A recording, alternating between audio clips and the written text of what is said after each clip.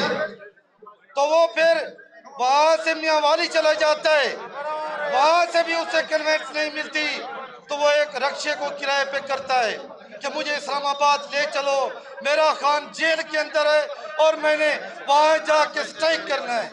वो रक्शे पे बैठकर इस्लामाबाद गया था, लेकिन कौमी किस्मत कि उसने पीटीआई के लिए और इस तहरीक के लिए इमरान खान की मोहब्बत में अपनी जान दे दी, लेकिन अपने काज से पीछे नहीं हटे।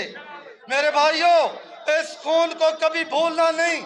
हमने आजादी हासिल करनी है, हमने इस मुल्क में रूल ऑफ लॉ को लाना है, हमने इमरान खान को आजादी दिलानी है इंशाअल्लाह। मैं वजीर आला साहब से गुजारिश करूंगा कि कब तक खामोश रहोगे, कब तक यूं आवाम पीसती रहेगी, कब तक गरीब के चूल्हे ठंडे होते रहेंगे।